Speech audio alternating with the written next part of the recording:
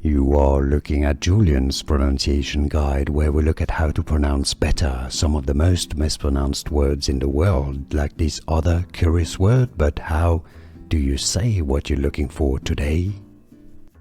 Let's learn how to pronounce the name of this famous bone, one of the biggest in the human body, but also many mammals. It's pronounced in British English as femur. If you want to learn more vocabulary from anatomy, stay tuned. In American English, the pronunciation is more as femur, alright? So, femur, British English pronunciation, femur, stress on the first fi syllable, femur. American English, femur.